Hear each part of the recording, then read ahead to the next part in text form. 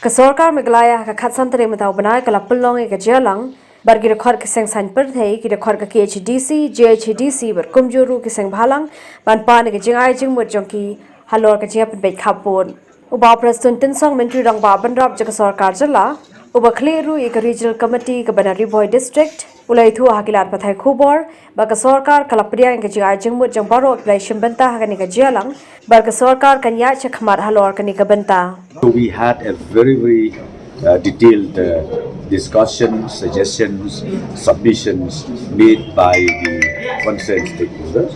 So from the government side, we already accepted the views submitted by the stakeholders, as I said to you, and I'm happy to tell you that we will go forward as far as the issue of boundary issue is still pending. So now the government will examine thoroughly, be it from the political party, be it also from the NGOs.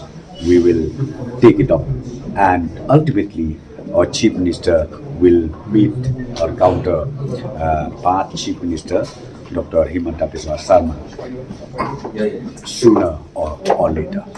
So this is the decision we take. What are the main suggestions that were given by the British Council or NGOs? What do you in fact, no. The submission made by them is we need to go. We need to go as per the document available. From their side, the documents, the land documents, and then the historical background that we have. So whatever submissions made, we will again examine from the government, and ultimately one-to-one meeting between both the chief ministers from Meghalaya as well as from Assam. Then they will sit down, as I said to you, and then take a final call on this. Nakaliang Jingialang seng bhalang berkumjuru Jingialang jong seng san perthei kila penpau ya ke Jinghun jongki bagilala ban ai ke jingai Jingmut jongki bagi kirmen ru baka Sorkar kan shimi ke jingai Jingmut jongki haswa bakan shimi ke rai ke bakhado. We've seen that this council will call, the traditional institution will call, headmen will call, NGO will call, and people from different community settled in the border area will also call. So I do feel that this is a step forward, and we do hope that the state government, before finalizing things, should also call again so that we would like to know what other villages will be included in Meghalaya, what other area will not be included. So those are the things that we would like to see, that maybe the government, before finally in the thing, should call the important stakeholder once again. And we would like also to see that the state government should also try to, first of all, give some sort of report or maybe recommendation or maybe discussion in the Legislative Assembly before finally settle the 6 area of difference between the two states. And last but not the least, we know that in this first phase, only the 6 area of difference were included. The others area of difference, which will include North South, Langpi, Block 1, Block 2 and others area would be it's very difficult to be settled. We know that, but we do hope that as long as this first phase is settled, as long as this 6 sector is settled, we would like to see that both the state government should one step ahead in trying to solve the other 6 area of difference also. But as NGOs, we have give our views to the government and our suggestion that before taking the final call, you should also take the consideration of the local people in different area in the border area, means the landowner, in the Himas, the CMs, so on and so forth. So from the government has assured us that before taking the final call regarding the border problems, they will take them into consideration. Like I have said also, from our part, we have give us views and our suggestion to the government with regards to the land registration in the border area. Because we have, from time to time, whenever we visit in this border area and we meet the local authority out there, the headman, the secretary.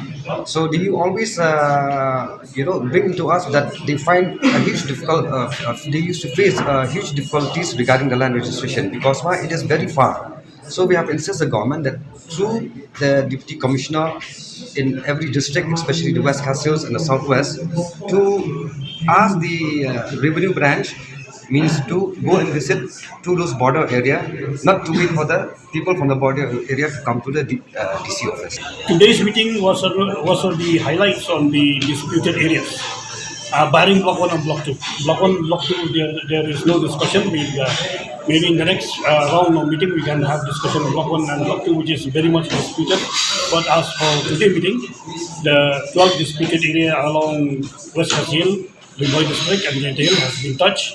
And from the NGO's part, we have made it heard to the government that this meeting, such meeting like for the boundary solution, need a proper consultation by taking into consideration the traditional heads and the traditional boundary of our state. Because simply saying that we go by the parameters of the give and take, I mean, we might fail somewhere. I mean, what to give and what to take.